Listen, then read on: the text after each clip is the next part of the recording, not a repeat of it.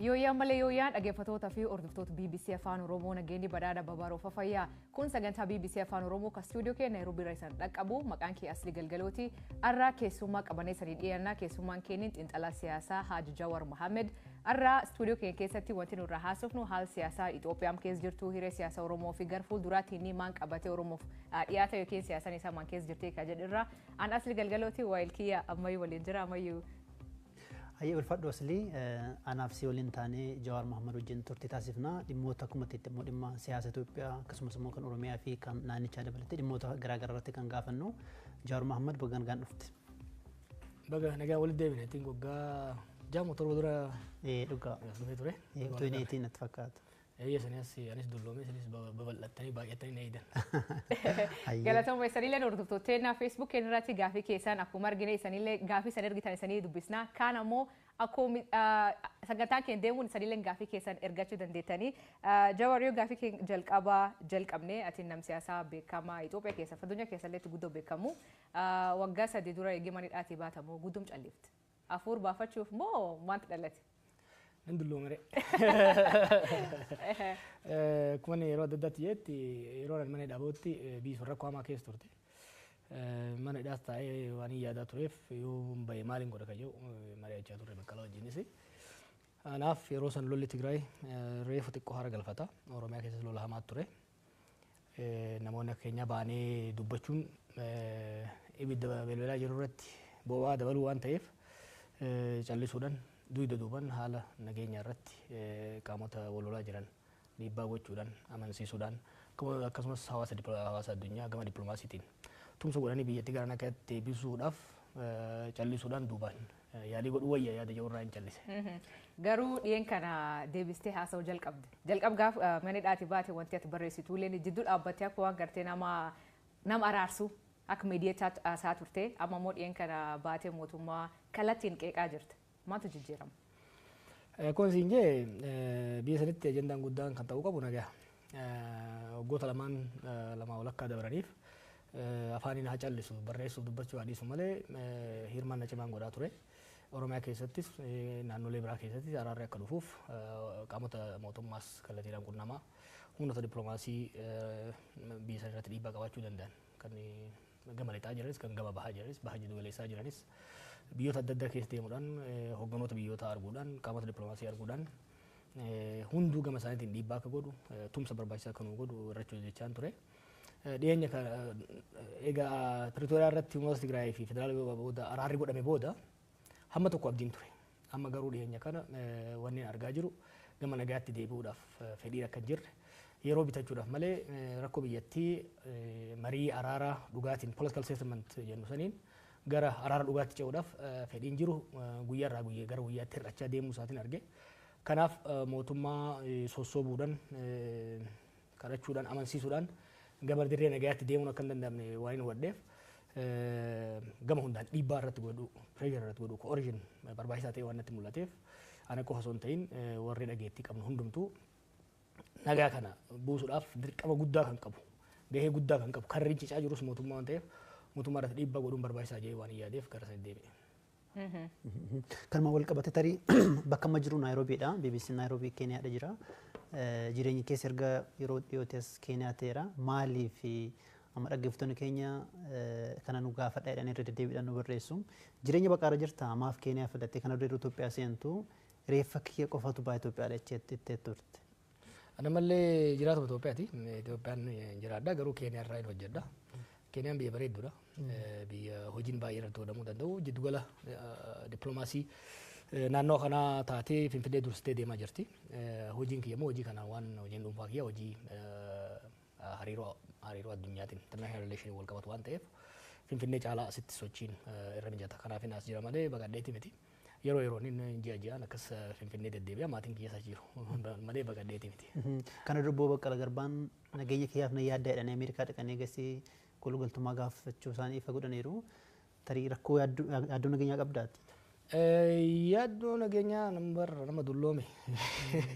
Kana caalaatu na hidhanii kana booda du'uma yoon du'es waan gaabbii guddaa irraan qabu. Sanii migiyaanaas na galche.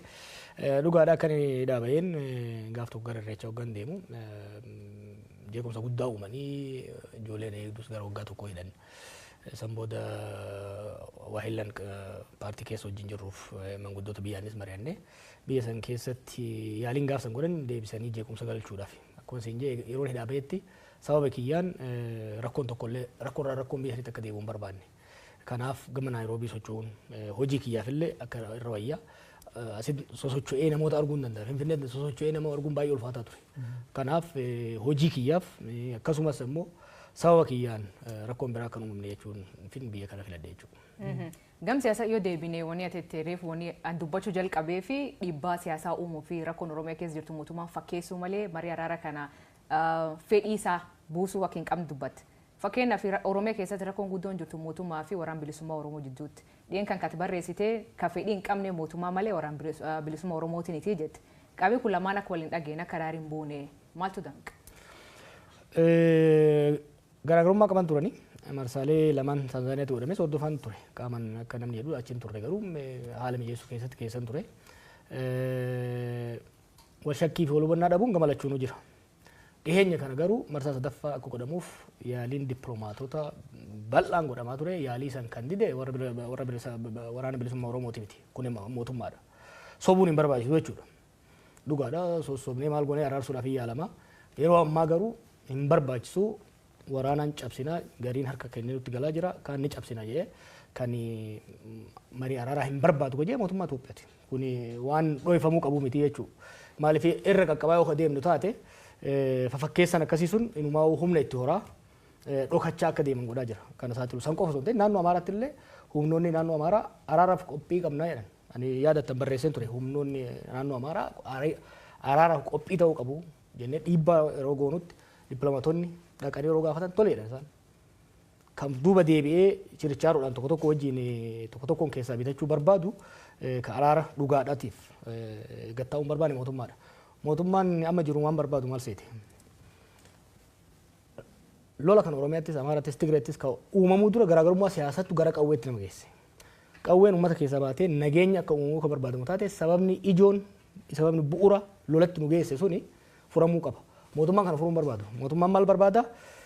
Cinaadha fangoo kennee, cinaadha mallaqa kennee, kaan sossobee, kaan dirqisiisee harka kennisiisuu barbaada malee gadi taa'ee marii araaraa gochuun barbaadu. Kun immoo gaaf tokko Jawaar galfachuu danda'a, gaaf tokko ammayyuu galfachuu danda'a, gaaf kan aslii galfachuu danda'a. Garuu lola biyyattiif sababa kan ta'e rakkoo siyaasaa furuudhaaf mootummaan ammatti fedhii hin qabu jechuudha. Garuu uummanni galuu jira, waraanni garuu jira akka gabaas garaagaraa irratti arginutti godinoota garaagaraa irraa waraanni bilisummaa Oromoo galuu jira jedhanii gabaasanii kunin jijjiirama fiduu danda'a nageenya Oromiyaa keessatti fakkeenyaaf naga buusuu danda'a. Waan tokko ifa ta'uu qaba. Ani Oromiyaa keessatti Itoophiyaa keessatti namni tokko qawwee qabatee bosona keessatti akka fuun barbaadu. Osoo hunduu galeen barbaada. Har'a warri mootummaa nagaa jettee inni jettu tuni gaafa dubbii waraana bilisummaa Oromoo kaasuun biyya alaan ture. Abiy Ahmad aangoo qabatee ji'a tokko hin turre. Gaafa marroon waraana qabatee Eertiraarraa naannoo Wallaggaa galu ijoollee 30 qofa isa bira jira. Gaafa Abiy aangoo qabatu jechuudha. Gaafa sanirraa kaanee yeroo waannu maal jechaa turan? Torban lamatti daaraa goonaa jedhan. Yeroo 20 torban lamatti daaraa goonaa jedhanitti duula godhan. Akka waan ibiddaatitti bal'ataa Oromiyaa wal ga'ee jechuudha. Maaliif amma wanni amma galchaa jiran kun bu'aa buusuu hin danda'u maaf hin jedhe. Ani godheera bara. 2019 ammayyuu hin beekan interviina godhaa ture yeroo sanitti. 2019 waraana marroo jala jure keessa walakkaa ol galchine. Gaafsanis daba mootummaatiin akkasumas shakkii warri adda bilisummaa Oromoo qabuun waraanni hammi tokko hafe waraanni sun dacha amma bal'atee Oromiyaa seenee jechuudha. Waraana cinaan irraa muranii galchuun kuni yeroodhaaf olola torban tokkootti faayidaa qabaachuu danda'a malee yoo har'a namni 500 gale rakkoon siyaasaa dhiibbaan siyaasaa dargaggeessa kana bosona galche sun yoo furamin har'a 500 yoo gale borumuu 50 bosona galaa jira jechuudha. Nam 100 maqaa waraana bilisummaa Oromootiin Oromiyaa keessa jira bara 100,000 dargaggeessa kana kan dhiibee galche siyaasa marrooti miti. Waan marroon ideoloojii addaa qabaateef miti. Ajjecha hidhaa dhiibbaa bulchiinsi Oromiyaatiif federaala mootummaa Itoophiyaa irraan gahutu dargaggeessa kana bosona galche. Dargaggeessi kuni bosona akka galu kabiraan immoo deebi'ee akka hin seenne yoo barbaadamu taate rakkoo siyaasaa jalqabumaa lola seensisan furuun dirqama ta'a. Akkuma jettee duraanatilee yaalti barkum 2019 gaafa sammuu bu'an buufne warri deebi'eelen deebi'ee bosonaa deebi'e kan hin hidhamanii kan hin ajjeefamanii gabaas jedhutu jira kama kanaaf ka gaafas maaltu ati godha warra galuu jiruu fi ka gaafas gale. I think Einstein na fakkaate waan wal fakkaatu irra deebi'anii tolchanii bu'aa addaa eeguun maraatuudhaan barsan yaalii goone hin taane. Ammallee wal dhibbee ijoollee jidduu jiruun sababa adda addaatiin ijoolleen galaa jirti.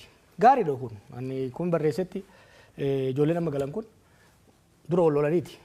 Murnoota adda bahan. Murnoota adda bahanii Oromiyaa keessatti lola godhanii nama keenyas rakkisuurra ofiifillee dhiiga ol dhiisuurra galuun isaanii waan gaarii jeetiin amana. Garuu rakkoo Oromiyaa keessa lola Oromiyaa keessaa kanaaf furmaata ta'uu hin danda'u. Rakkoo kana kan uume wal dhibdee adda bilisummaa Oromootii fi OPDO yookiin OPP jedhan jidduutti uumame tokko. Lammaffaa murtii Abiy Ahmad abbaa irree ta'uudhaaf jecha dirree siyaasaa biyyattii dhiphisetu kanatti nu fidee jechuudha. Kanaaf dirree siyaasaa bal'isuu marii araaraa wal amantaa humnoota siyaasaa jidduutti. Abbaa OPDO jidduu qofa miti. Murnoota Amaaraa wajjinis, murnoota Tigraay wajjinis rakkoolee siyaasaa mariidhaan political bargain godhanii yoo kan furin taate kaarra bosona jiru yoo gale borummoo kala dachaadhaan galaa jechuudha. Remember Abbaa kana hogganaa ture Daawud Ibsaatii fi Abdii Raggaasaati. Daawud Ibsaa siyaasaa hoggana. Abdii Raggaasaa ajajaa waraanaa ture. Isaan Finfinnee galan. Warri shakkite ijoolleen hammi tokko bosona galte jechuudha. Har'a osoo marroonuu galee Oromiyaa keessatti nageenyi bu'uu hin danda'u hamma wal dhibdeen siyaasaa bosona nama galchituun adda furmaatan argatanitti. Jawar wal dhibdeen siyaasaa kun ni dhiifama ammayyuu akkamiin furamuu danda'a fakkeenyaaf gaaf biyya galtanii waan ijaartanii turtanii baqaan isaa gaaddis hooggansa Oromoo jettanii ijaartan paartilee bulchurraa paartilee mormituurraa jaarrolee ijaartanii walitti fiddan kaayyoon isaa maal ture maafi baay'ee fi galmaan ga'uu dadhabe kaayyoo baay'eef maaf galmaan ga'uu dadhabe. Maaltu jira fakkaate akkamitti yaada turree fi akkitti abiifaa yaada turan gargar ture. Nui sirni abbaa irree EPRDF dadhabee kuufee qabsoo ummataatiin kuufee warri jijjiirama hoggannee gara fuulduraa dhufes nu warri jijjiirama finnes amma booda walii tumsine wal hubanne walii obsine biyya gara dimokiraasii ceesa hawwii jedhu qabna turre hawwii saniin deemaa turre. Isaan garuu karoora biraa qabaachaa turan. Ifa ture jalqabuma warraa jechuudha mormaan ture kobeetu. Adadaan isaan irree abbaa irrummaa cimsachaa deeman. Nummoo yaalii irree isaanii san hamma tokko dhiibbaa irra goonee daandii baaburaa gara dimokiraasii geessuurraa akka hin baaneef shaakalaa turre jechuudha. Deemnee ka yaalle sunis wanni hin ta'iniif maali nu gaman harkifne isaan gaman harkisanii gaaddisnillee bifasaniin laamsha'uu danda'e. Kanaaf rakkoon kana ture.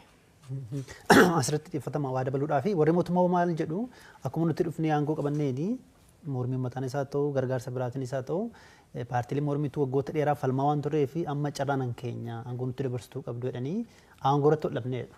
Kanatti paartiilee mormituu irra deddeebiidhaan qeequ. Maal deebiin kee? Aangoo nuti bee wayyaan irraa fuudhee harka isaan kaa'e. Osoo barbaanne aangoo maal argatu? Dhugaa yoo dubbannu taate jiru Daawud jira Leencoo jira yoo barbaade Abiy waggaa 20 bulchu. Garuu tokko gaafiin uummataa akka deebi'u. Lammaffaa sirna demokraatawaa sabaaf sablammoota biyya sanii haqa isaanii bifa walqixxummaadhaan kabachiisuu danda'u. Fiduu qaba. Yaaliin hanga ammaatti murnoota adda addaatiin aangoo irra qabataniin sirna abbaa irree tursiisuudhaan yaalame biyyattii laaffisa.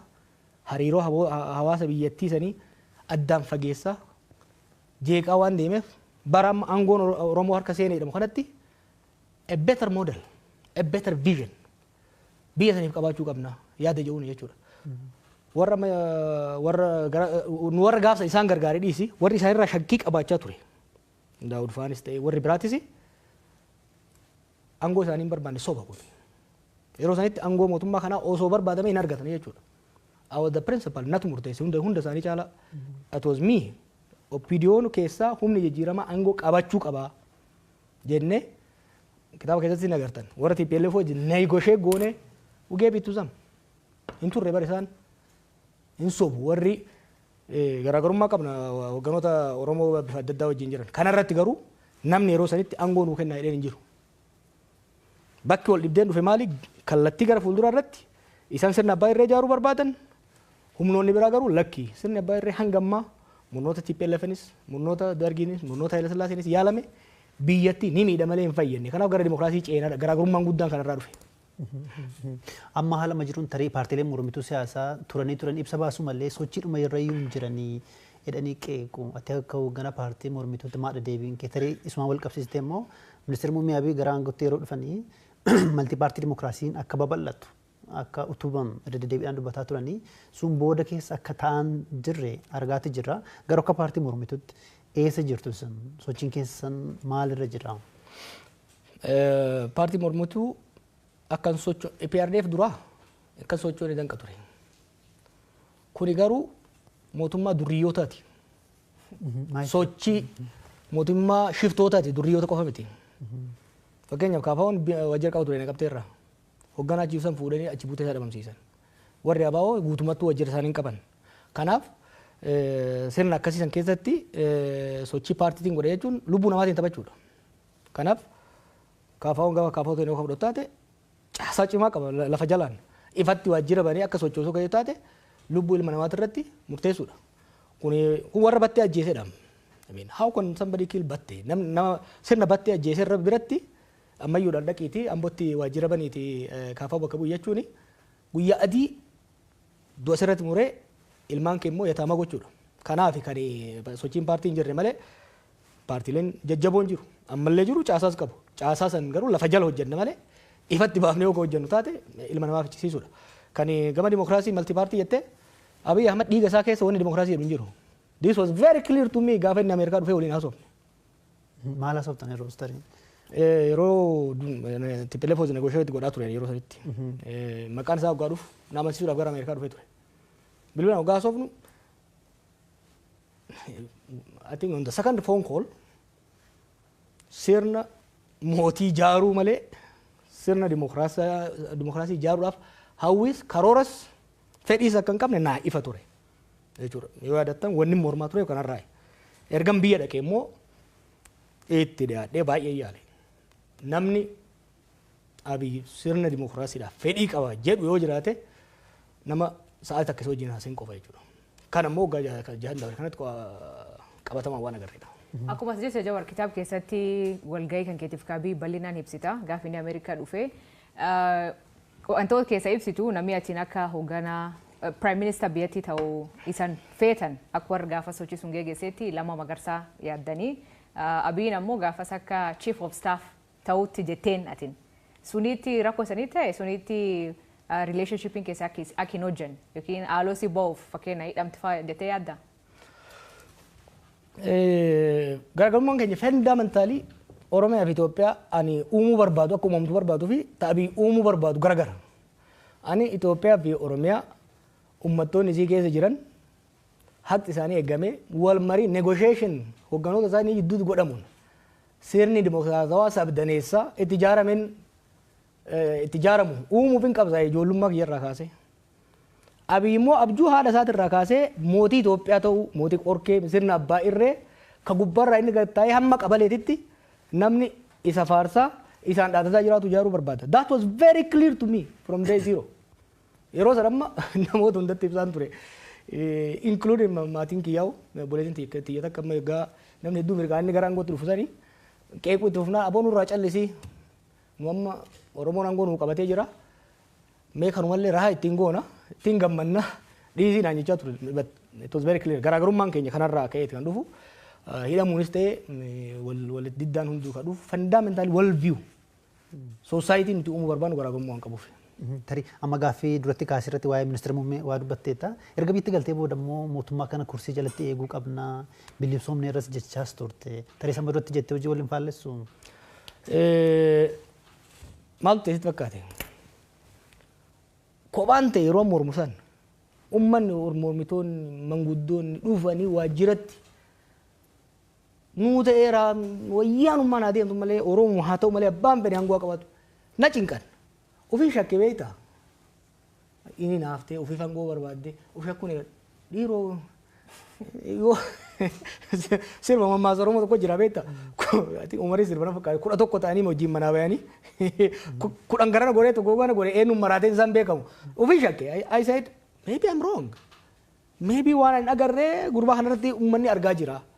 So let me give it. Jiru warri amma kana waliin haasofnee murteessine. Let me give it a try. Akkasii okay. Yoo adattan gaafa inni aangoo qabate boleessi aangoo qabattee mi'aayee wanta dabarte amma dandeenyu walaa gargaaru. I decided okay gufuu ta'uu hin danda'u. Waan hin beeku hojjennoon kiyya kun jiru ta'e hamma danda'een haa tumsu yaada jechuun biyya gale waggaa tokko oliif day and night gargaaraan ture karaa deebisuudhaaf hammama yaalaa deebiin garuu milkaa'uu hin dandeenye. Kanaaf narra akka gaafas I have to try something saniif inni jedhe. Asilitti dabarsuu kun dura akkanuma siyaasa tokkotti Itoophiyaa bulchuuf yaada qabdaa? Yoo jara kanarra hafte dhugaan siin jaa. Maal jechuu? Anaalojii makiinaan jiru tokko jira beektaa? Akka jarri kun amma itti deemuun yoo rabbi nu gargaare malee biyyi tuni biyya turtuu biyya hiddisii gaffagaattuu taate beektaa uummanni biyya sanii garaan si nyaata. Uummata miskiina beektaa uummata fayyaales wallahi uummata nagayaati beektaa. Biyya kanatti agartanii waggaa taaksiin parsantii 2 waggaatti dabalamu akkatti biyya raasan. 42% gaaza irratti saantiimii 10 waggaa dabalame. Uummanni isaanii yeroo ammaa kana taaksii parsantii 300 hanga 1,000tti dabalanii milishaan miila bitaatiin isa dhiitaa uummanni kuni biyyi irratti hin diigamini hamtuun kana caalaa natti hin dhufin yaada jiru irraa ka'eeti nagayaan bula jechuudha. Uummanni sun garaa nama nyaata. Kanaaf hamma danda'een biyyi tuni sirna kanarraa akka haftu. We need to have a country. We need to save our country. Missioning generation kana is to save Ethiopia from Abiy Ahmed. Maaliif akkaataa jarri kun keessattuu Abiyyi fi murni isa wajjin deeman ittiin deemaa jiranii we might not have a country eega isaan deeman booda. Laali warri TPLF fi warri Malasillee hamtu turan. I fought them. I know them very closely. Nan beeka jarsanis. Jarri suni hin kijibanii yoo kijiban garuu kijiba si amansiisuuf kijiban malee hin amanan. Jarri kuni kijiba si kijiban san ifiifillee amanan. Jala madura biyyan ture. Argeen ture qondaalota gurguddoo. What's very scary wanni nama sodaachisu waa biyya sanii amma fagoo kana seettanii sun gaazexeessota waan biyya sanii waan agamu hubattan baay'ee jira. Waa'ee diinagdee waggaatti kaafte akka waan dammaaf aanan mana hunda keessa yaa'aa jiru. Qananiin biyya hunda ol ga'ee maal rakkoon diinagdee ati haasaa jirtu. Ilmi namaa garuu Finfinnee magaalaa jidduutti waan nyaatu hin qabu. Gaafan dhaqee jaartiin tokko arge. Jaarsi doktora waggaa 15 hojjeteera. Jaartiin narsiidha waggaa 10 hojjetteerti. Remember the highest earning professionals. Ijoollee fi waan ittiin barsiisan ufiifummoo waan ittiin even ijoolleedhaaf nyaata gahaa ittiin keessa rakkataa jira jechuudha. Rakkoo akkasiisan keessatti akka waan qananiin jirutti deemaa jiran jechuudha. Naannoon Amaaraa practically harka mootummaan jiru. Oromiyaan practically harka mootummaan jiru. Haala kana keessatti qondaalonni mootummaa waggaa agartu akka waan tokko rakkoon biyya san hin jirretti haasa'u jechuudha. This willful ignorance is extremely scary. Ay dhagan qondaalota mootummaa biyyoota adda wajjin nan hojjedhan arga. Observing godha abbootii irreetii hamma dimokiraasii social dimokiraatota Iskaandeeviyaa jiranitti. Garuu murna akka jara kana ka ofoon laale saamicha qofa malee ifiif saamuun alatti biiti harkatti dhumte. Biiti harkatti dhumte Finfinneetti galte. The state has shrunk. State capacity mootummaa tokko sirna mootummaa tokko kan meejor godhamu lafa biyya san keessa jirtu keessa hammam takka to'ata. Humna mootummaa alatti humni biraa hidhatee socho'u jiraachuu hanqisuudha. With all the measurement the state is shrinking. Finfinneef naannoo isii qofarratti ta'uun ifa irra dhaabanii calaqqisiisaa oolan tana alatti harka isaaniitti baateerti biitti. Garuu harka kennaa bahaa jirti jedhanii muddamanii waa sirreessuudhaaf osoo deemanii beektaa yeroo kanitaafi akka waan tokkoon uumamnetti akka biyyi sun qananii keessa jirtutti hamma bahaa dhihatti biyyatti nagaa qabdutti haasayan jechuudha. Kuni baay'ee nama sodaachisa. Kanaaf hamma danda'ametti wal gargaaranii jara kanarra dhiibbaa godhanii karaarratti akka deebi'an yaalu yoo kan danda'amne taate immoo biyyi tun biyya tana qabatanii qilee dhaquun jara kanaan oolamu. Biyya tana qabatanii qilee akka hin dhayne nu hunda fuudhanii qilee akka hin dhayne waan danda'ame hunda godhuu barbaachisa jechuudha. Imana obbo Jawaar mootummaa dhiyees kana isaanillee gaafannee deebii isaanii isaniif dhiyeessina. Ammoo ammaatti waan ati akkuma sirnoota kaanii mootummaa kallee ofirraa mancaasuun qabsoon ofirra mancaasuun barbaachisaa jetti. Asiin dura qabsoo Oromoo geggeessanii turtan qabsoo qeerroo yookiin Oromoo protest yookiin mormii Oromoo geggeessanii turtan achiin mootummaa nam jiru aangootti dhufe.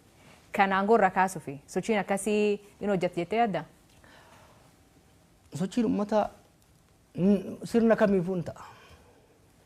Uumama muuxannoo itti qabnan Oromoon beeke. Beektaa of dagatanii. Akkani dhaabeen qondaaltu argaan ture. Seenaa faasitti immoo barbaadan deebi'anii akka itti qabsaa'anii wayyaanee ofirraa kaasan. Warra wayyaaneen qe'ee keessaa guurtee ergachaa aangoo tursiiftetu qabsoo ummataatiin, qabsoo qonnaan bulaatiin, qabsoo barataatiin aangoo irratti ol ba'ee arga deebi'ee uummata irratti qoosuu barbaada. Sirna kamiyyuu ani sirna mancaasuutti namanu jecha jetteef. I believe in reform. I don't believe in revolution. Revolution jechuun warraaqsa jechuun sirna tokko hundeen buqqaasanii haara irra dhaabuudha. That's distractive biyya tokkoof. Saniifin sirni EPRDF sirni wayyaanee guututti akka diigamurra dhiibbaa godhamuun dirqisiifamee gara karaa jijjiiramatti akka seenuuf ka jedhu tarsiimuu fudhannee jechuudha. Ammas taanaan sirna mancaasuu waan jedhutu namanu.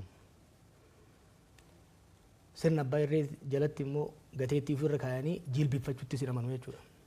Kanaaf hamma danda'ametti beekna kana immoo qaroo muuxannoo itti qabna. Arra dhiisi kaleessa gaafa muuxannoo guddaa hin qabne qabsoon nagayaa hin hojjetu yoo yaadattan mootummaan maal jedhan mootummaan simbiraa miti dhagaan hin bu'u yeroo yaa'u turanittis dunuunfannetti deemne dhaloonni nu duubaan dhufe immoo nu jaalaa qarmaadha. Nu jaalaa qarmaa nu caalaa bilchaataadha. Wanni nama jechaa jiru maali? Kuni waamicha mootummaadhaaf. Karaan amma deemaa jiran kun Itoophiyaas kasaarsa isaanis kasaarsa salphinaaf kaanii Oromoo immoo salphinatti fidaa jiran. Oromootti diina baay'isaa jiran. Saamichi tuffiin diigumsi isaan biyya irratti geessaa jiran kun Oromoo bitaa mirgaan diinatti baay'isaa jira. Oromoon diina baay'ifachuudhaaf hin qabsoofne. Oromoon sirna gita bittoota kaleessaa kan irratti qabsaa'eef Amaara keessaa waan bayaniif Tigree keessaa waan bayaniif son ta'in miidhaan narra gahuu narraa dhaabatee saba hundaa wajjin walqixa ta'ee qabsaa'uu jiraachuun barbaada. Sirna dimokiraatawaa, sirna federaalawaa kan hanqee kiyyatti ittiin bulchu, kakuunis qe'ee ofiitti ittiin bulchu, sadarkaa federaalatti immoo wal kabanyee wal jaalannee waliin bullu ijaarrachuun barbaada. Har'a maqaa Oromoo dahataniit keessattuu deenjariin amma deemaa jiru. Oromootti fayyadamti. Kan irraa kaan si gaafachuu barbaade mootummaan kun kan jedhamu mootummaa Oromoo jedhan. Namni hedduun akkasiin jedhee yaama warri biyya keessaa fi warri biyyoolaaleen mootummaan Itoophiyaan bulchuu jiru mootummaa Oromoo jedhan. Mootummaa Oromoo jechuun kun uummata Oromoof bu'aa yookiin miidhaa qaba. Wanni hin haalamne jarri aangoo irra jiru Abiy irraa kaasee Oromoodha. San qofa osoo hin ta'in qabsoo Oromootiin aangoo irra bayan. Kanaaf Oromii alagaan ka biyya keessaas ka fagoos hoo laalu warra Oromoon aangoo irra baase jarri kun Oromoodha. Jee mootummaa Oromoo jee ilaaluunsaa waan nu ajaa'ibu qabu miti. Garuu sirni tokko mootummaa Oromoo yookiin immoo mootummaa saba kanaa kan jedhamuu danda'u yoo uummanni sun naata jedhee filatee aangoo irra baasee jechuudha. Kanaafuu mootummaa murna Oromootiin jedhanan. Mootummaa Abiy, mootummaa murna Oromootiin mootummaa Abiy jettee yoo keesseen alatti mootummaa Oromoo jettu. Garuu hubannaan sabni biraa godhu kun humna lama jira mootummaa Oromoo kana ka'uuf. Tokko warra Oromoo amalee cabsuu barbaadan, Oromoo qaanyessuu barbaadan, warra Oromoo mataa qabsiisuu barbaadan ture, warra taranyaa hidhee deemuu barbaadu. Kun warra murnaati. Hojii hojjetan kana yoo ilaalte amma haasaa Oromoo waggaa walitti qaban haasayan. Akka waan Oromoo fayyadanitti, akka waan Oromoon faayidaa addaa qabutti dhiyeessu oromummaa mootummaa kun. Kuni Oromoodhaaf rakkoo guddaa uumuu danda'a. Maaliif xuriin sirnichaa saba irratti dhufuu danda'a jechuudha. Kanaaf uummanni keenya of eeggannoo guddaadhaan itti deemuu danda'uu qaba. Uummanni keenya dirqama guddaa qaba jechuudha. Laal kaleessa gateettii Oromootiin aangootti bayan. Egaa aangootti bayatan booda humnoota Amaaraa maqaa Itoophiyaatiin faarsaa sobaa uf jala diriirsanitti humnoota siyaasaa Oromootii fi humnoota siyaasaa Tigraay rukutan. Amma immoo waggaa humnoota Tigraay wajjin nagaa buusanii humnoota Amaaraatiin wal lolan Oromoo jalatti dahatanitti maqaa Oromootiin of dhoksaa of haguuganii Amaaraa cabsuu barbaadan. Humnoota siyaasaa Amaaraa wajjin garaagarummaa yeroo dheeraa qabna. Mootonni isaan keessaa bayan miidhaa guddaa saba keenya irraan gahan. Nuyi garuu Amaara irraa haaloo bahuu irraa hajaan qabna. Nuti Amaara wajjin daangaa bal'aa waliin qabna. hariiroo yeroo dheeraa waliin qabne garaagarummaa qabnu falmiidhaan furanna. Garuu sirna abbaa irree tokko bira dhaabannee Amaara cabsu Tigree cabsu waan jedhu hin qabnu jechuudha. Itoophiyaan Oromoo kaleessa maal jechaa turre? Itoophiyaan Oromoodhaaf hin taane namuuf hin taatu jechaa turre gaafa qabsoofne. Har'a immoo Itoophiyaan Amaaraan taate hin taane Oromoodhaaf hin taatu. Itoophiyaan Tigreedhaaf hin taane Oromoodhaaf hin taatu. Itoophiyaan Oromoodhaaf taatu ka isaafis nagaa kennitu. Ka haqa isaa eeyyitu. Ka Amaaraafis haqa isaa eeyyitu. Amaaraafis nagaa eeysiftu. Takkan Tigreefis taatu kan Somaaleefis taatutu barbaanna nuti. Nuti maqaa keenyaan maqaa Oromootiin abbaan fedhe ol ba'ee saba biraa akka cunqursu barbaadu. Maaliifi nutu akkas ta'aa ture kaleessa. Kalee murni Amaara keessaa ba'e Amaara keessa dahatee maqaa Itoophiyaatiin uummata keenya cafaqaa ture. Waggoota 27 murni Tigraay keessaa ba'e maqaa Tigraayin saba keenya cafaqaa ture. Har'a immoo madaan nurra gahe maddaa saba biraatti irra gahuun hin hayyamnu jechuudha. Kan dura dhaabachuu qabnu. Maaliifi kana yoo callifne rakkoo uummata Tigraay irra gahe hubachuun barbaachisaadha. Boru gaafa sirni kun kufu waliin akkan kufne. Garee Alawaayitii jedhamu jira Siiriyaa keessa. Waggaa 50 wayiif maatiin Alasad isaaniin of marsee maqaa isaaniitiin uummata saba bal'aa biyyattii cunqursaa ture. Har'a yeroo isaan kufan uummanni sun rakkina hamaaf saaxilame jechuudha. Kanaaf Oromoon sirni kun gaafa kufu maqaa isaa nyaatee akkan kufne of eeggannoo guddaa godhuu qaba jechuudha.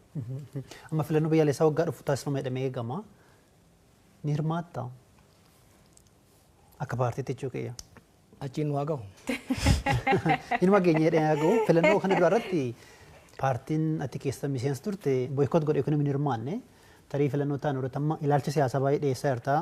Erga mana hidhaatii baatee booda immoo tasgabbooftee gidduu dhaabattee dubbataa turte. Egaa dhiyootti immoo mootummaa baay'ee qeeqaa jirta. Akka kana dura yeroo aktiviizummaa yookiin immoo ala teessee mootummaa qeeqaa turte sana fakkaata ilaalchi kee gaafa ilaalee jedhu tarii filannoo dhufu irratti hirmaachuun kee hagam mirkana yaada akkasii qabda. Kun siin jee achiin nu hanga maaliif siin jee si fakkaate. Haala qabataa amma Itoophiyaa keessa jiruun filannoo godhuu hin danda'amu. Dachiin biyyattii parsantii 70 ol harka to'annaa mootummaa jala hin jiru jechuudha. Filannoo gaggeessuu hin danda'u. Xaa'oo bara mootummaan fidee riphee lolaa uummata araabsaa. Torban dabre kan naannoo Amaaraa keessa konkolaataan takka socho'an turre. You cannot have an election where the state does not have a control over the physical space. Waan kana bar wani amma sitti mukana I was telling them goota lamaan dabre kana haa callisu malee miidiyaarra qondaalota kan waraanaas kan siviilis you are losing it biyyittii isin harkatti shunquyxee harka ganaa keessanitti. Abiy Ahmed Shimallisi Adaanechii fi namichi Amaaraa suni they are co-mayors of Addis Ababa. Addis Ababa qofa waliin bulchan Finfinnee qofa waliin bulchaa jiran beeki. The rest of the country is not in their control. Haala akkasii keessatti waa'ee filannoo dubbachuun rakkisaadha. Maaliif filannoon tokko legitimacy qabaachuu kan danda'u yoo xiqqaate constituency bakka namni irraa filamu 2/3 keessatti filannoon gaggeeffamuu danda'a. Danda'uu qaba jechuudha. Haala ammaatiin parsantii 30 keessattuu filannoo gaggeessuu hin danda'amu. Oromiyaa fi Amaara keessatti particularly increasingly South keessattis jechuudha. Kanaaf priority Itoophiyaa ammatti filannoo miti. Ana waa'ee filannoo kaasaa ture waa'ee dimokiraasii waa'ee kan advocate godhaa ture ana miti. Maal jedha Oromoo gama maaku mataa jirutti sabbata maran. Yookiin immoo maal jettan warri Booranaa ka maran kan ruufa maranii. Ruufa maran. Yoo mataan hin jirre ruufa maran. Itoophiyaa mootummaan harka hin qabne keessatti filannoo gaggeessuun hin danda'amu. So first thing first we need to restore peace. Akkamii fiduu danda'u keessumaa fakkeenyaaf naannoo Oromiyaa keessa walitti bu'iinsi jira waggaa 5 deemaa jira erga mootummaan humnoota federaalaallee bobbaasee waggaa 6 ta'eera naannoo Amaaraa keessas immoo erga waraanni Tigraay keessa dhumee booda deebi'ee hammaateera. Rakkoowwan walitti bu'iinsawwan naannolee lamaan keessa jiran keessaa kamtu furuuf cimaadha akkaminis immoo furamuu danda'a walitti bu'iinsawwan Itoophiyaa keessa jiran kun wantoonni ijoo hojjetamuu qaban maal akka nama siyaasa tokkotti tokko 2-3 wanni itti tarreessuu dandeessu. Furuudhaaf fedhiin jiraannan furuudhaaf laafaadha. Akkamiin? Biitti sun carraa guddaa qabdi. Tokkoffaa namni lola ifatee jira. Maaliif lola ifatee si fakkaate? Itoophiyaan lola keessa turteerti erguma uumamte irraa kaasee. Bara Haila Sillaasee lolli ture, bara Dargii lolli ture, bara IPRDF haamul xiqqaatu malee lolli ture. Lolli hagammaa godhamaa ture qarqara irratti. Ogadeen keessatti, gammoojjii Baalee fi Harargee keessatti, Eertiraa keessatti. Lolli waggaa 6 dabree kun immoo handhuura biyyattiitti godhamaa jira. Oromiyaa keessatti Shawaadha. Arsiidha. Amma lolli guddaan qarqara Wallaggaa hin jiru. Waraanni guddaan kan jiru godinoota Shawaa keessa, godinoota Arsii keessa, Gujii fi Baalee. Jiddu galeessa. Amaara keessa lollee san godhamaa jiru. Dur Amaarri PRP keessa Qaaraa garas gara daangaa Sudaanii lolaa ture.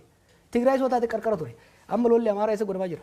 Jiddu gala Gondar, jiddu gala Goojjam, Shawaa kaabaa keessatti godhamaa jira jechuudha. Lafa naannoon kun maali? Lafa oomishaan beekamu uummanni bal'aan keessa jiru jechuudha. Kanaaf durii gaafa lolli qarqara godhamu uummattoonni Itoophiyaa jiddu galeessa jiran darbee ilmaan erganii sinqiin ergan. Amma garuu lolli qe'ee isaanii irratti godhamaa jira jechuudha.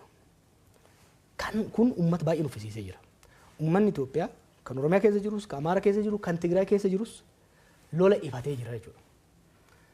Akka kaleessatti naa cabsi.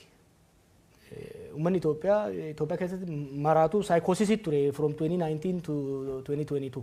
Amma sun fayye namni amma araara barbaada uummanni akka uummataatti.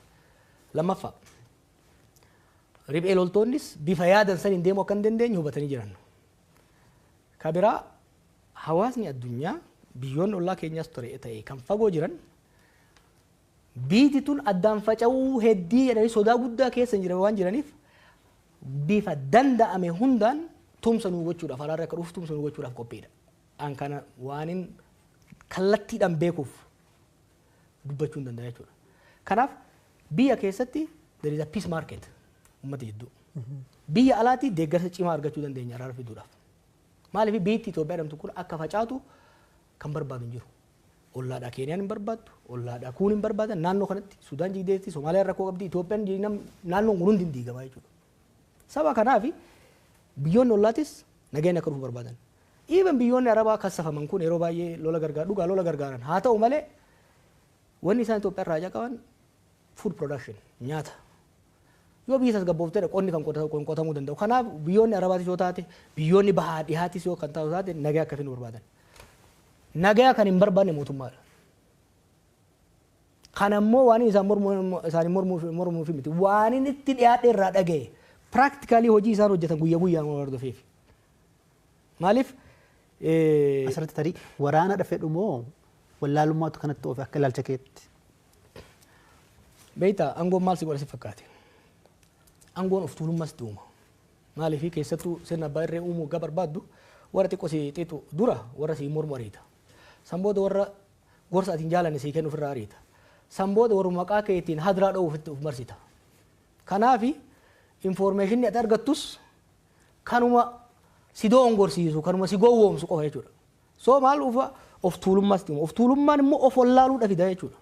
Ijoolleen teenya aangoo irra jirtu tuni of tuulummaa keessa dabartee of wallaaltee jirti. Biitti harkatti facaatee dhumtee jirti. Garuu isaan waggaa walgaan hunda kabajamoo muummicha halaqa jechuun alatti waggaan bira dhufan amma I'm sick of them amma ministeerota isaanii kana waggaan bira dhufanii namatan waggaa isa bira dhaqan kabajamoo muummicha jedhaniin odoo kana godhan biyya harka isaaniitti deemteetti maaliif nagaan barbaanne gaafa dura dubbiin abaa'oo ture eegaltu ijoolleen tun nama 200 geessu maal naan jedhan sitti fakkaate maaluma waa'ee abaa'oo kana cinqamtaati mallasuu bari maqaa abaa'oo sila Oromoo mormiin dhiisu mormiin aadaa isaa ta'eera ammallee jedhanii bar mormiin Oromoodhaaf aadaa ta'eera jarri kuni Oromoon tuni silaa nuuni mormuun ooltu mallas beek maqaa abaa'ootiin fayyadameeti abaa'oo Oromoo nama rakkiftuu hunda kabalee hidhatti nagaa aangoorra ture nulleen silaa Oromoon nu mormuun dhiiftu maqaa maal isaan ka yaadanii marroon gidaamii ture jedhanii yaadan. They did not understand the transformative impact of the 2018 change. Jijjiirama statein aangoon north irraa south shift godhuun seismic shift san hubachuu hin dandeenye. Structural change dhufaa biyya sanitti akkasuma addunyaa irratti waan jijjiiramaa deemaa jiru kana hubanne beektee gaafsan. Ammoo maali? Ammoo waan baay'ee balleessanii jiran. Araaratti deemnee kan jennu taate nu harkaa diigamtu waan jedhu sodaatan aangoo dhabnaa inni rakkanna waan jedhan kan san keessee sodaarraa kan ka'e gara dhaabuu deemaa jiran. Garuu namni asadirraa barachuu danda'udha qaba. Baay'ee bareeda. Dhaggeeffattoota keenya egaa tamsaasa kallattii BBC Afaan Oromoo irratti jirra. Keessumaan keenya nama siyaasaa Jawaar Mohammed qeeqa akkasumas himannaa garaagaraa mootummaa irratti dhiyeessaa jira Jawaar Mohammed. Namoota siyaasaa paartii biyya bulchuu yookiin mootummaa Itoophiyaa keessa jiran yoo dubbachuu barbaadan balballi keenya banaadha. as dhiyaatanii yaada isaanii biraan ga'uu danda'u isaan keessummeessuuf qophiidha. Gaaffii nutti ce'uu dandeenya. Achirratti qondaalli mootummaa fedhe dhufee na wajjin haasa'u mormuu barbaannan I'm ready. Asitti isin duratti anytime abbaan fedhe dhufee factually waan an jedhu kun sirrii miti. Diinagdeen Itoophiyaa kufaan jiru. Waraanni biyyattii akka reermaatti nyaatee gombisaan jiru. I am desperately trying to save my people. Ummanni kiyya sirni kun ummata kiyya qabatee qilee kan dha'ineef inni yaalaa jira. Diinummaan qabu jibbarraan qabu. Abbaan fedhe dhufnaan sibira taa'ee waliin haasa'uudhaan qophiidha. Baay'ee bareeda. Kaanini isanii guddum calliftan warri hayyooti siyaasaa warri baratee warri paartii mormitoota namni hedduun itum quufna fakkaata akka biyyattiin itti bulfamaa jirtu garuu abdiin uummanni qabu amma marii biyyaalessaa kan in harkifatte guddoo turte amma immoo itti fuuftee jirti. Ati akka Jawaariitti mariin biyyaalessaa kuniin maal milkeessa jettee yaadda? Rakkannee callifnee bar ijoollee. Hin rakkannee bar. Hin rakkannee. Dhugaan rakkannee beeki. Yoo kufan maqaa kennan kufan. Yoo itti dhiibnee suuta kufaa jiran. Kan namni Oromoo waa beeku kan sirna kan keessa jiru namni xiqqoo qalbii qabu. Ka haalli kun isa yaaddeessine ka hirribeessan kun hin jiru. Ka gammadee carrase hin jiru. I can speak for most of my people. Kuni kan hubachuu barbaachisaadha. Waa'ee marii biyyaalessaa yaani marii biyyaalessaa kuni waan gaafa biyyatti dhufne yaadattanii gaafa road map barbaachisa ce'umsaaf. Abiyanno abii gadi ba'ee Jawaar mirkaanee Facebook irra barreessaa isin immoo isa jala hojjanii jedhe. No mirkaaneetii miti I studied it. I studied transition. I spent my entire life jiruu kiyyaan irratti qorachaa ture. Gaafsan road map hin barbaachisu anis hin ceesisa jedheet biyya qileetti galche. Warri waan marii biyyoolessaa kana 2018 akka dhufu barbaanne 2018 with evidence dokumentii inni itti kennine hin didan.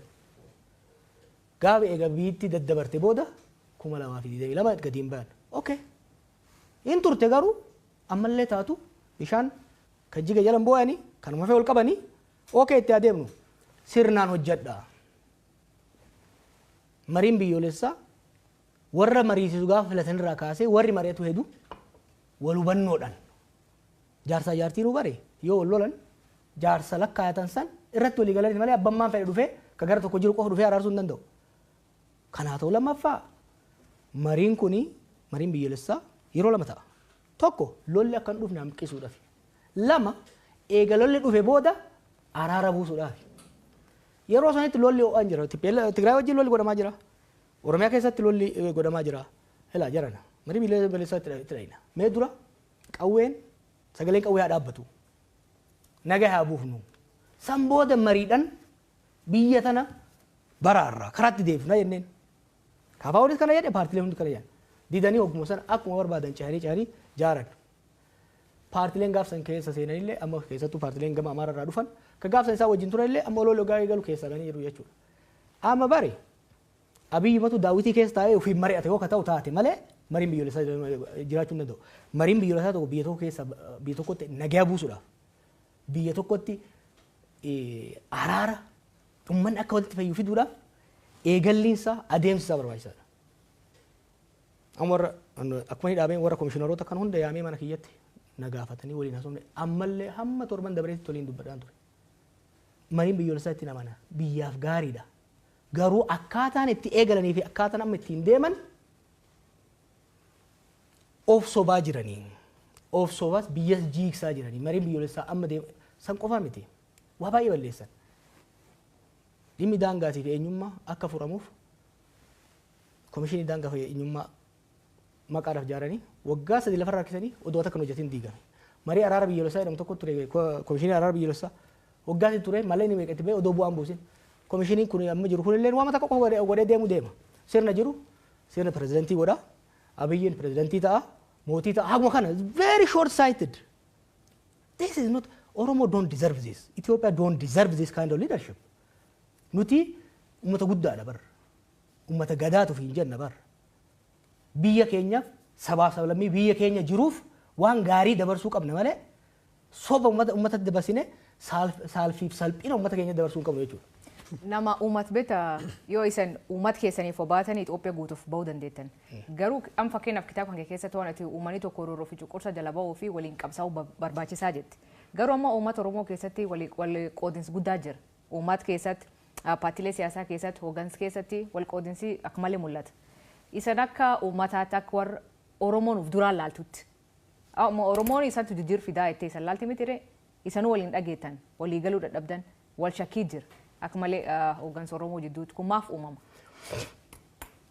Uummanni Oromoo uummata qoqqoodamaa miti.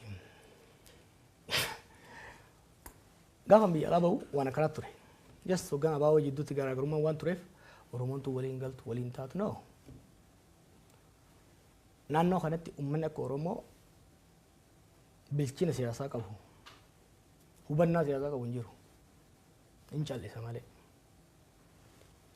Osoo Oromoon kun tokkummaa qabaachuu baate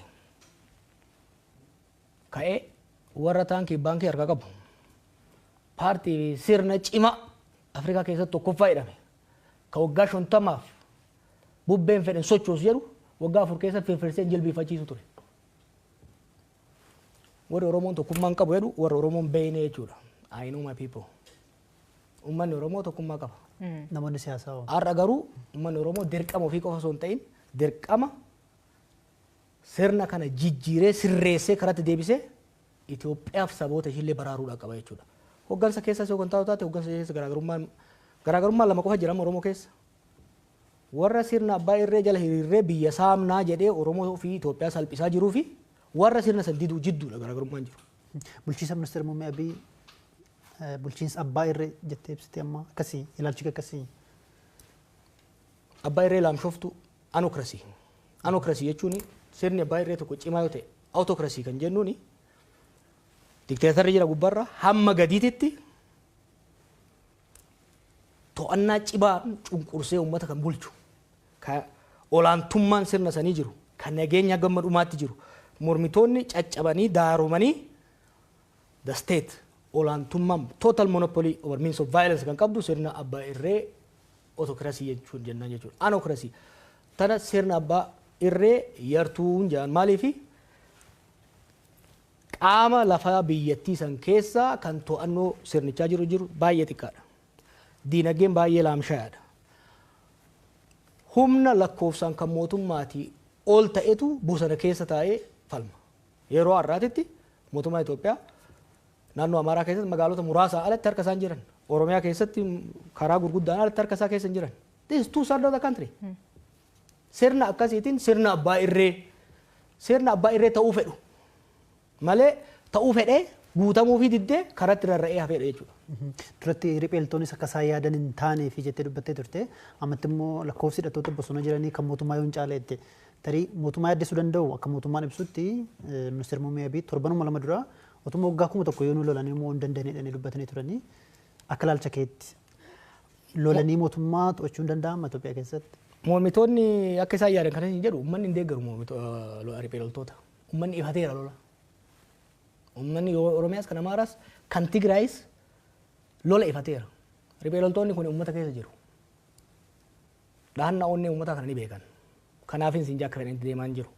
San qofa osoo hin ta'in sirni ripheelolaa adeemsi ripheelolaa durii fi insurgensiin amma adda adda dur nama muraasatu yuunivarsiitii keessaa ta'uu bakka tokko ka'ee niikulasiidhaan san booda ripheelolaa ijaara. Amma sochii uummataatu gara fincilaatti jijjiirame ripheeloltoonni bifa wal ta'iniin decentralized bifa ta'een autonomous ta'anii deemu jechuudha. Kanaaf akka fedhan sanitti deemuudhaaf isaan rakkisa. Haa ta'u immoo ripheeloltoonni bakka hundatti waan baay'ataniif sirna mootummaa yeeyyii beekta bineensa yeeyyii jedhamu. Yeeyyiin amma arba mataa isiitti homaan gootu takkitti. Waan baay'attee bakka hundaa nyaattuuf guyyaa lamas yoo itti fixtu lafa waan dhoofti. Sochiin ripheelolaa kun amma Finfinnee uumaan sodaachisu ammaaf. Garuu Finfinneen sammuudha jennu sammuu arbichaa yookiin onnee arbichaa ta'a jennu. Garuu immoo bakka hundaa sochiin godhamu kuni sochii qonnaa, sochii daldalaa, caasaa bulchiinsaa laaffisee laamsheessaa deemaa jira. Diinagdee kuffisaa deemaa jira. Diinagdeen Itoophiyaa almost kuffee lafa jira. Faalaan mootummaan ittuu diinagdeen Itoophiyaa biyyootuma baha Afrikaa kanuma Keeniyaa akka caale GDPdhaanis yoo ilaalle gara doolaara biliyoona 200 akka caalee kan ibsaa jiru deddeebiidhaan badhaadhinni akka jiru ibsaa jira mootummaan tarii dubbiin kee faallaa kanaatti. Ana sinamanii nabiyyi sinamanii warra keessanii bilbili gaafadhu. Ask your family. Warra keessaniin jireenyi isinii hooyyofte moo kan baadiyyaa jirus kan magaalaa jirus. Dinagdeen Itoophiyaa akka isaan jedhee ta'uu guddataa jiraate. Barsiisaan, haakim, qonnaan bulaan, daldalaan jireenyi isaa kan bara waggaa 6 duraarra fooyya'aa deemuu danda'ami. Namanuu baanaan gaafadhu maatii kee. Don't go too far. Hiriyoota wajjin baratte gaafadhu. Haala waliigalaa dinagdee biyyattiiti moo jireenya lammiilee biyyattiiti amma kan amma dubbataa jiru? Yoo bultii qabaatte hin beeku mindaan kee yoo dabale qabsiin jaartiin tee bitattuu wayyaa. Manni barnootaa ijoolleen nyaanni ijoolleen tee nyaattu hin fooyyaa. Kopheen isaan diratan hin fooyyaa. Akkasii miti. Mindaan kee galii biyyoolessaati. Galii biyyoolessaati. Maal ta'aa jirti fakkaate? Dinagdee maaltu laaffise? Dinagdeen har'aa miti erga mallas du'e irraa kan abii qofa ittiin bileem gochuu hin ta'u. Erga mallas du'e irraa mallas jeneraaloota bakka adda addaa kaa'ee qondaalota kana gaafa mallas du'u qondaalonni jeneraaloonni qabeenya biyyattii saamutti seenan. Sochiin godhaa turres dinagdeen laaffise. Jarri ammaa kun immoo erga dhufe maal ta'e? Tokko lola Tigraay qofatti doolaara biliyoona 28 oli kan kasaarame. Imagine dinagdeen Itoophiyaa guddaan tokko Oromiyaadha lama Amaara. Naannoo sanitti sochii dinagdee godhamaa jiruun sochii lolaa godhamuun dinagdee laamsha'ee jira. Kanaaf bifa lolaatiin daldalli hanqateera, qonni hanqateera. Sababa lolaatiin immoo investimentiin biyya keessaa ta'e biyya alaa qaqal'atee dhaabbateera. Tun balaa lolaati. Maallaqa xiqqoo irraa haftee maal godhaa jiran? Beeta mangistii cululuqaa ittiin ijaaranii.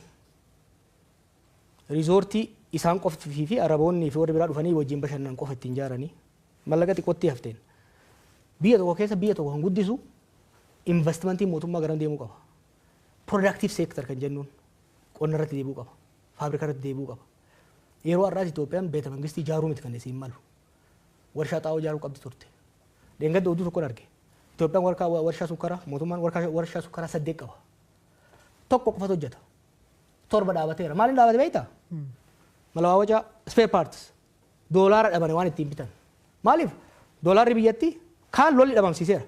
Kaafe masaraa mootummaa fi riizoortii bashannanaatiif bahaa jira jechuudha. Kanaaf dinagdeen biyyattii laamsheera. Lolli maal godhaa jira?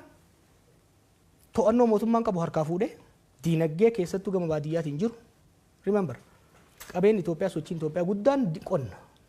Qonni dhaabateera. Kanaaf maali ayyaana waggaa irratti I think waajjira Adaanaatti baasanii fakkaata. Shunkurtii Taanzaaniyaa irraa fidan.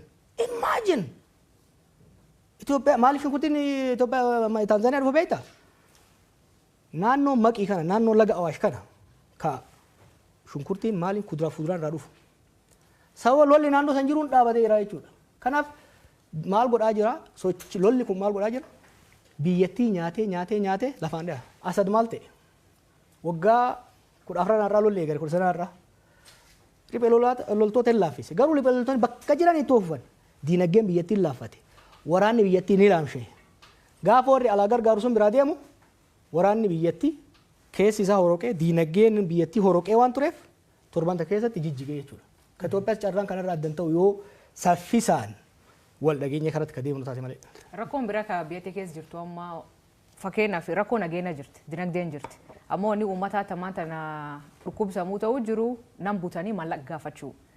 Kunin maal akeekatileen barreessitee turte? Ka butu beektaa lachuu. Amma beektaa biisanitti humni qawwee reefka mootummaa caala kan hin jiru ka officially mootummaan bobbaasu. Qondaalonni mootummaallee beektaa waraana ofii qabanii ka biyyattiin saaman kan daldalaa qabanii ittiin saaman.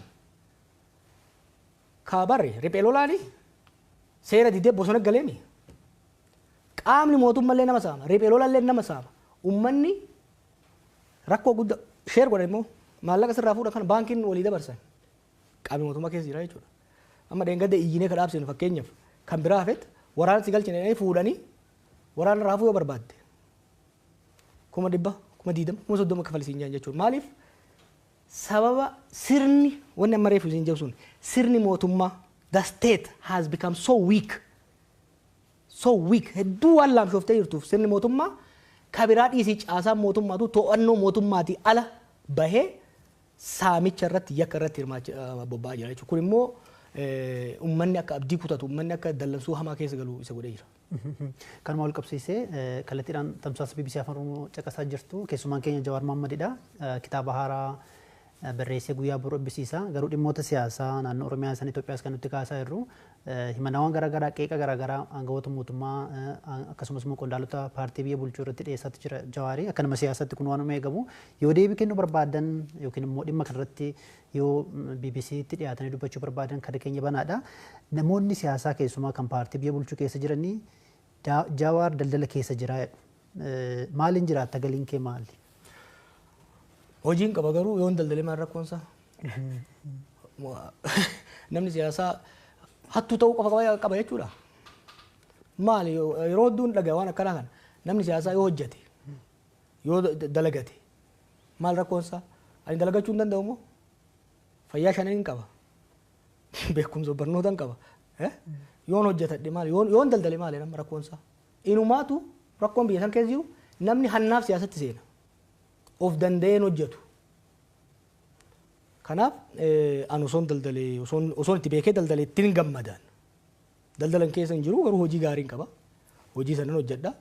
Yoommoo rabbi naa qajeelchee carraan daldalaa dhufte immoo sirriittiin daldalaa kun waan waalamuu qabu miti.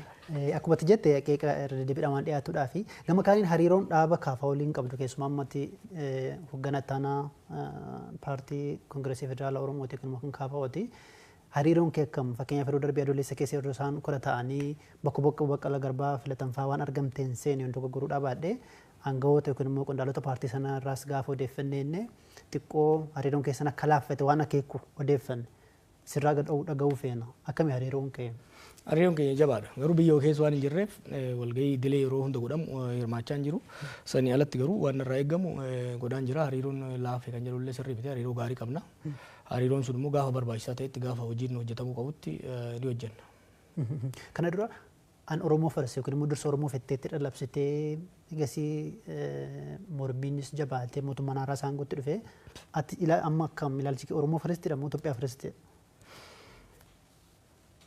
Gaafasis maali ka dubbii kaase? Gaafasis namni Oromummaa isaatiin waan dhiibameef Oromoon beekamsuutu kaseen Oromoo waan ta'e qofaaf himi. It's not a DNA question. Oromoon akka Oromootti waan cunqurfameef akka Oromootti qabsaa'e. Kan qabsaa'e garuu Itoophiyaa waan jibbeef saba biraa waan jibbeef miti. Roorroo ofirraa kaasuudhaaf jechuudha. Eenyummaa isaatiin dhiibamuun akka irraa dhaabbatuuf jechuudha. Kanaaf immoo har'a kan jechaa jirru maali? Roorroo kalee ofirraa kaafnee roorroo haalaa jira. Kan ammaa kan immoo kan hammeessu kalee gara tokkoon dhiibamaa turre. Har'a gama lamaan miidhamaa jira Oromoon. Gama tokkoon sirna ofii hangoorra baaseen ajjeefamaa saamamaa salphachaa jira. Gama biraan immoo saba murni kun Oromoo ta'e qofaaf badii inni saba biraa irratti hojjetuuf Oromoon immoo abaaramaa balaaleffatamaa jira jechuudha. Gama lamaan rakkataa miidhaa gama lamaa keessa jirra jechuudha. Kanaaf ilaalchi kiyya maali? Itoophiyaa Oromoofis saba biraafis haqa eegdee wal taasiftee walii tumsiiftee dimokiraatawaa taate jaaruu irratti fuulleffadhee hojjedha jechuudha. Gaafiin namoonni hedduun amma karaa Feesbuukii nu gaafachaa jiranii jawaaronni san nu gaafatanii waa'ee du'a caaluu irratti nu gaafadhaa jiran gaafiin du'e sanillee gaafa suma hidhamtanii waan du'e sun irraa waan beektan qabdani. Akkuma beektu kan Hacaaluun ajjeefamee borumtaa isaan hidhame. Amma nu wadhu kitaaba keessatti barreessee jira. Odeeffannoon qabu kan ragaa ittiin qabne immoo barreessine. Du'a Hacaaluu ni qoratama. Har'as ta'uu baatu boru ni qoratama. Dhugaan immoo ni baha. Har'atti odeeffannoo ragaa qabatamaan hin jirre baasuun ragaa san dhoysuutti waan nama geessuuf waa baay'ee keessa yeroo adda addaa nan gaafatamaa seenuun barbaadu. Gaafa tokko garuu qaamni walabaa ta'e dhaabbatee waan ta'e tokko tokkoon akka deemu. Wanni ani beeku garuu erga gurbaan ajjeefame irraa kaasee qaamni mootummaa dhugaan akka hin baaneef dhodhoisaa hedduu godha akka ture ifa sammuu kitaaba keessa kaa'ee jira. Kan inni sorry ammayyuu ka bal'inaan gaafatamuu jiru waa'ee laptop kan kee kaa'atu obbo Lammaa Magarsaa kenniti. Eegi laptop itti kennite obbo Lammaallee dachuuma as buuteen isaa dhabamtee laptop kan keetii fi waan obbo Lammaan keessa jiru maal qabda? Bil laptop itu narra nafta. You see, we tried bar biyya sanitti wanni xiqqoo tokko yeroo tokko na aarsu maal akka ta'e beektaa? Yeroo san na sodaatu turan. Akkam biyyatti hin galle jaarsota irratti ergan. Dhufuu dura isaan achi dhufuu dura akkam biyyatti hin galle akka nafu. Waan biyya dhufee aangoo irraa fudhatu itti fakkaatu ture. Akka aangoo irraa isaanillee hin barbaanne. Akkan isaanii tumsuu heetu. Hubachiisuun qaba laaptooppii keessan kenne. I was disarming qabsoo qeerroo fillee symbolically kan hin barbaade qabsoofni as geenye amma jara aangoo irra dhufe kana jeequrra tasgabbii isaan dhabsiisurra mee yeroo kenninee fi hamma dandeenyetti kabnee qaqqabne qaawwa isaanii cuccufne haa deemnu symbolically sodaa naasuu yeroo san abiifaa keessa jiran keessa baasuufin bifa saniitti kenne. Haala lammaa odoo gaafattanii wayya fayyaa akka qabu nagaa akka qabu Awurooppaa akka jiru nan beeka dabaree wal quba qabna lammaan nama galaa taate Oromoodhaaf. Hin gaabbu kitaaba keessaa kan hin jiru tokko lammaa deeggaruu hoyyatti hin gaabbu'an. He is a decent human being. Akka Oromoon barbaade dhumarra godhuu baatus sirna kana wajjin taa'ee Oromoo ajjeesuun sabaaf sablammiidhaan walitti naquun Oromoo qaaneessuu diduudhaan keessa ba'uu isaatiif I am proud of supporting him. Wanni hin gaabbu namni baay'ee maaliif hin gaabbu jedhan. Wanni hin gaabbine keessaa tokko gurbaasan. He is a good human being and he is a good Oromo, a good Ethiopian. Gaafa nama akkasitti deeggaru san ani akka namni jedhu lammaan beekuun ture. Dhugaa hariiroo hin qabnu turre. Yeroo takka lama waasofnedha. But I feel I'm a good judge of character. He's a decent human being. And har'as taanaan namoonni baay'een of course maal calliseedhanii miti. Saba miidhurra akaakayyuun kiyya tokko maal jedha. Waa tolchuu dadhabde waa balleessurraa of qusachuu danda'uun waan gaariidha. Kanaaf an ammas I have a huge respect isaaf. Okay, wal quba qabdu jechuudha. Yes. Tole gaaffii tokko dabalee gasii booda asilitti dabarsa. Amma rakkoo baay'eetu jira Itoophiyaa keessa akkatti kaaftee akka nama siyaasa tokkotti political economic immoo siyaasa diinagdee akkamitti wanna kanaaf furmaata fiduu danda'a. First thing first. Karaan irra deemamaa jiru qileetti nu galchee akka jiru balaa hamaa keessa biyya galchee akka jiru amanuu gaafata. Dongorri guddaan misoora siyaasaati. Ololli qaama siyaasaati. Siyaasa keessatti wanti hamaan olol ofiitti amanuudha. Hoggansi siyaasaa tokko propagaandaa ofiitti amanuu eegallaani ofis biyyas kasaarsa. Ethiopia is not on the right path. It's on the path to disaster. Abiyyi fi jarri isa bira jiru kan amananii fudhachuu danda'u qaban. Haalli Oromiyaa keessa jiru, haalli Tigraay keessa jiru, haalli Amaaraa keessa jiru harka mootummaati ala bahee jira. Kuni maal gaafata? Araara gaafata. Ani ni beekta. Humnoota bosona jiran kanaan nan qeeqama. Tarii kana dhabamsiisuu barbaadanis baay'ee Oromiyaattis Amaarattis. But this is not personal. Garuu bakka bu'ee sitti himuu nan danda'a. Humnoota hidhatanii deeman kana amansiisuun ulfaataa miti nagayaaf. Ijoolleen hedduun isaanii qabsaa'ota mirgaati bar. Marroonfaa waggaa 20 abii dura waggaa 20 qabsoo keessa turan. Zammana kaasee fa'aa Eertiraa turan. At a minimum they know what they stand for. Karaa tarsiimoo isaan hordofan irratti waliigaluu dhabna malee ilaalcha isaan qaban irratti waliigaluu dhabna malee at the heart biyyi akka diigamtu fedhiin qaban. Onne I can speak with confidence ijoollee kana nan beeka ijoollee kana. Wal falmaa turre wal beeyna wal loluu dandeenya. Ultimately garuu haala amma biyyi keessa jirtuun nagaa ala falli biraa hin jiru jedhanii tamanu. I challenge Abiifa. And I will bring ijoollee kana amansiisuudhaaf itti gaafatamummaa nan fudhadha. Nagaaf akka ta'aniif.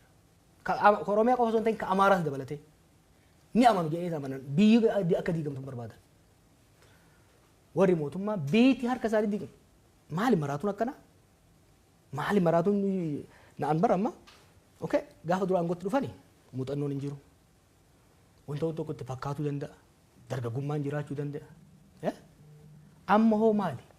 Amma maali? After 6 years of disaster namni xiqqoomallee dhaabbatee lolaaluu danda'udha qaba. Kanaaf falli jiru maali? Garaagarummaa siyaasaa jiran daandii siyaasaa irratti waliin mari'atanii furuudha malee. The clock is ticking. The clock is ticking. Abiyyeefis biyyaafis the clock is ticking. Waan irraa guufi miti. Ijoollummaa irraa kaasee siyaasa sana nyaachaa isuma abjoochaa waan hin jiraadheef na fakkaata wantoonni tokko tokko fagoon nan mul'atan. And I can see clearly amma haalli amma deemaa jiru kun. Waniin amma iyyuuf waniin amma falmuuf immoo Itoophiyaaf qofaaf miti. Salphachuuf deeman. Salphina already keessa jiran salphina hamaa keessa seenuudhaaf deeman.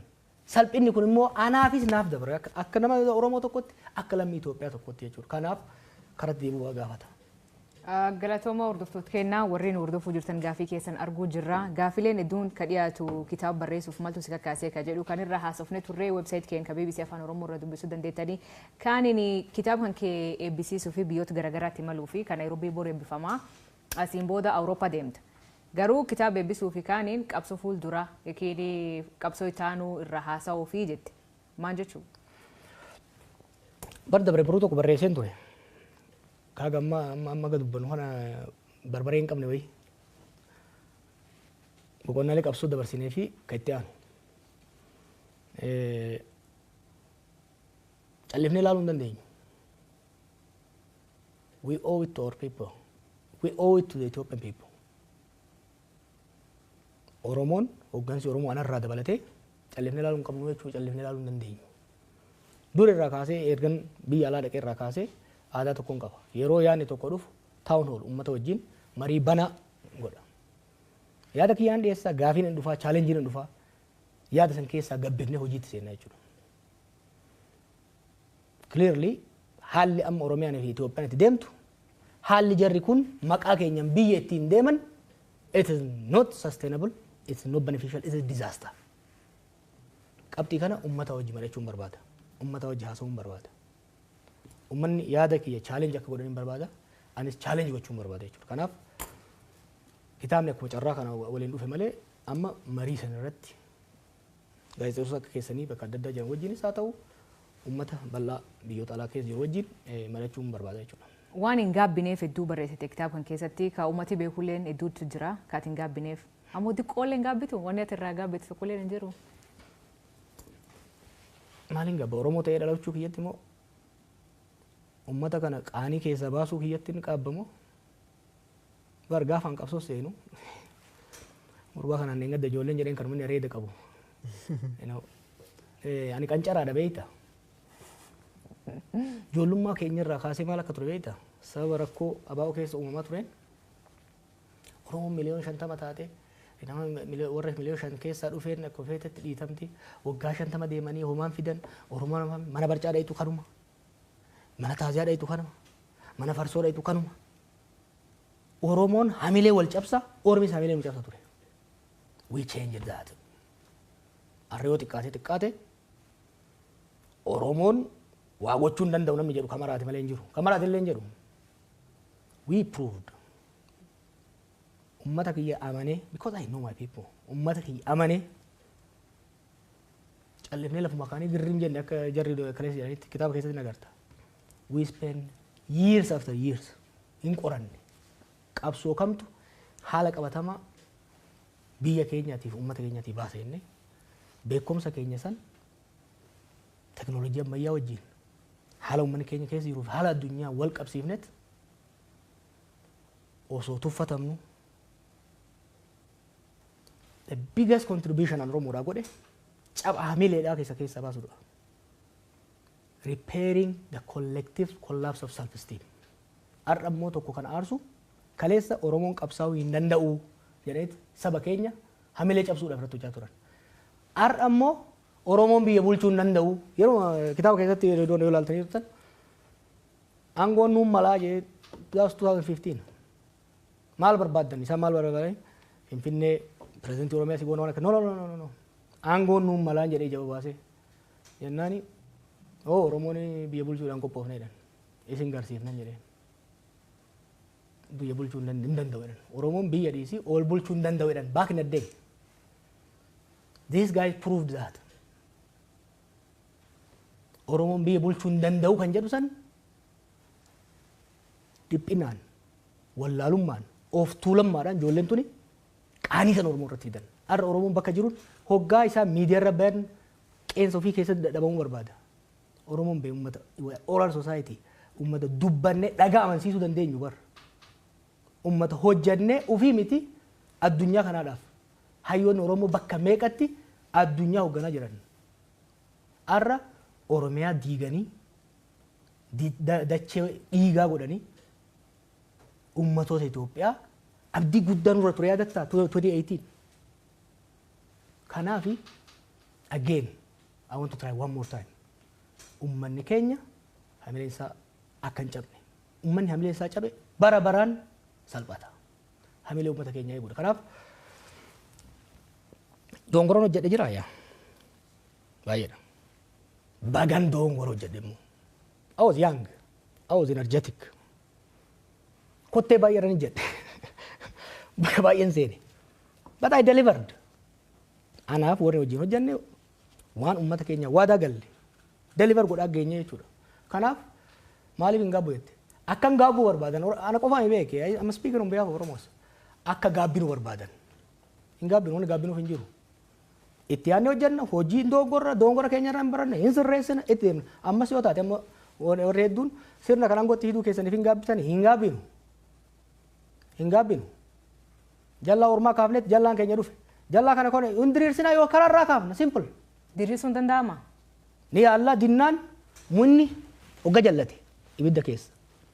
Hin beekan kazara akka tolchan hin jiraami. Ibidda keessa. Yookiin jallata yookiin caba.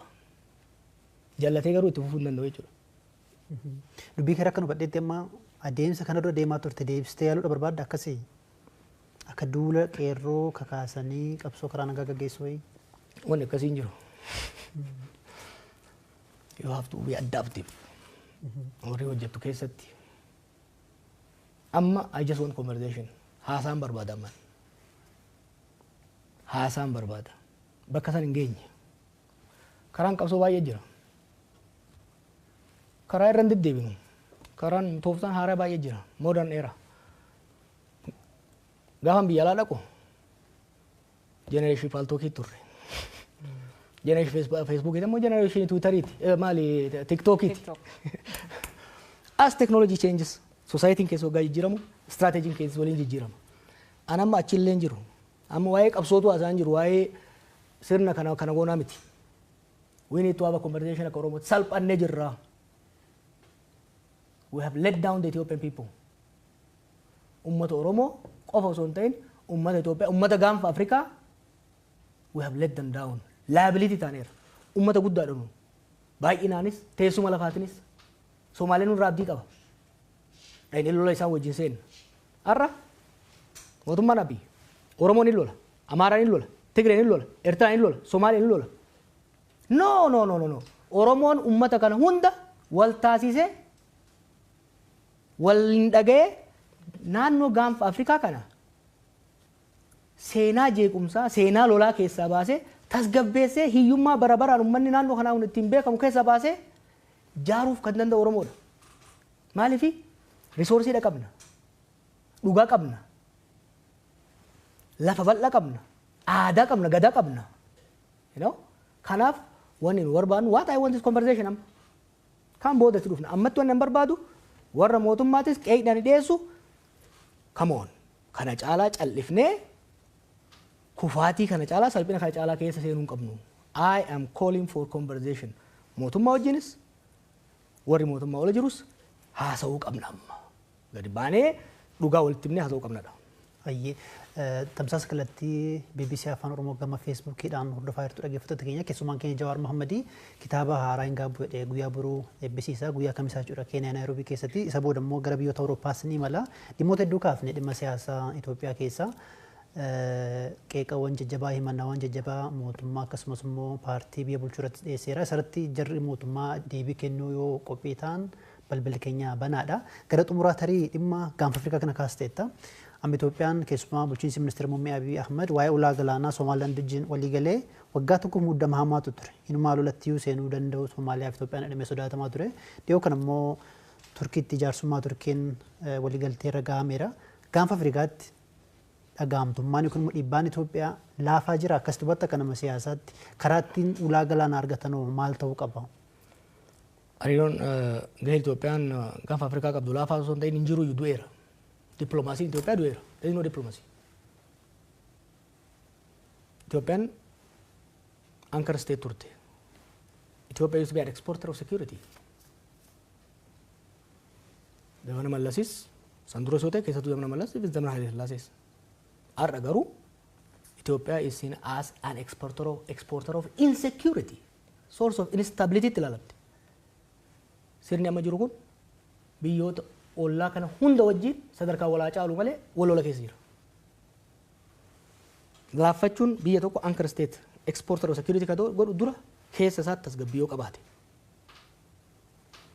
Ollaa wajjin immoo wal hubannaa irraa ka jaa'u taate anchor state jedhamee ilaalama. Amma garuu keessatti wal nyaata, keessatti biyya diigaa lola keessa jira, ollaadhaan immoo lolaa jira. Waa'ee ulaa galaanaa, Itoophiyaan ulaa galaanaa ni barbaachisaa? Yes. Itoophiyaan ulaa galaanaa kan daldalaa qofa osoo hin ta'in neevii illee qabaachuu qabna. Maaliif? Qabaachuun keenya garuu Itoophiyaa qofaaf miti. Itoophiyaan dinagdee guddaas kan qabdu, waraana guddaas kan qabdu, uummata guddaas kan qabdu naannoo kanatti Itoophiyaadha.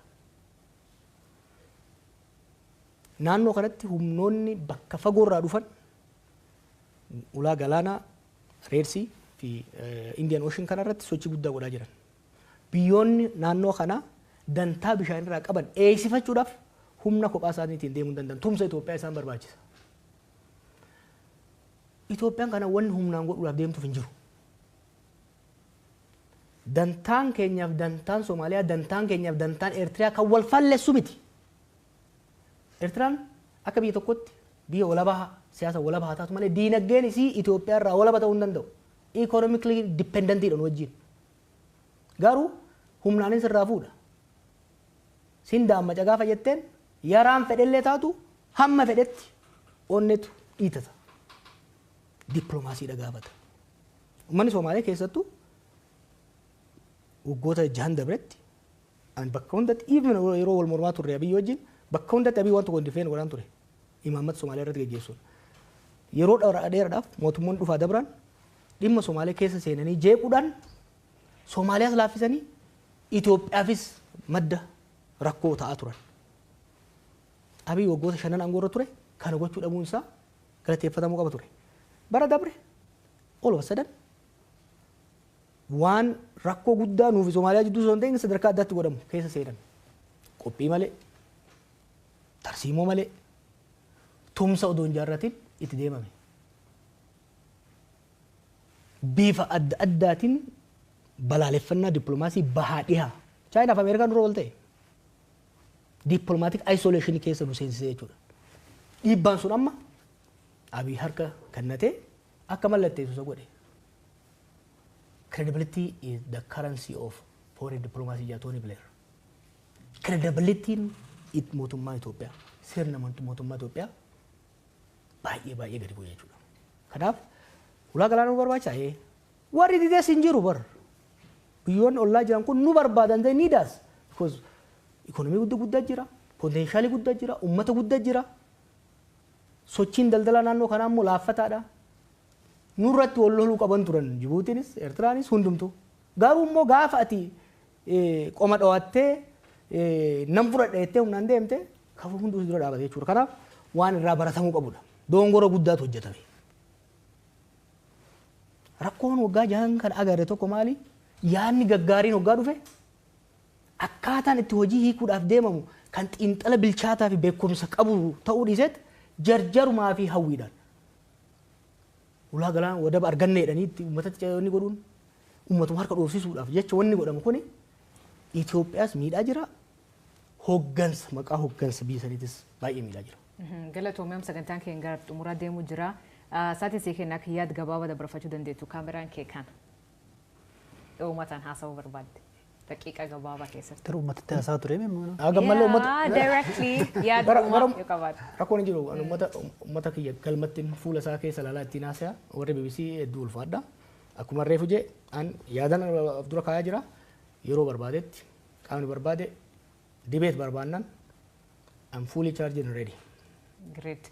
Galatoomatillee yeroo kan kee fudhateen waliin haasa'uu keetii fi baay'ee galatooma. Galatooma isaaniis hordoftoota BBC Afaan Oromoo kuniin sagantaa keenyaa ka stuudiyoo keenya BBC stuudiyoo Naayiroobii irraa isin dhaqqabu maqaan kee Asli Galgalooti. Aga yeroo biraatti baay'ee galatooma keessumaa keenyarraa Haala Jawaar Mohammed ture. Haala Jawaar xiinxalaa siyaasaa Itoophiyaa keessatti baay'ee beekamoo fi haala siyaasa Oromiyaan am keessa jirtuu fi Itoophiyaan keessa jirtuu fi gara fuulduraatti maal hojjechuu akka yaadannoof ibsee ture. Isanillee nu hordofuu keessaniif yaada keessanii nu dhiyeessuu keessaniif baay'ee ulfaadha. Am maqaan kee Asli Galgalooti. Haji itti naa dabalte galatoometis. Galatooma. Ayyee.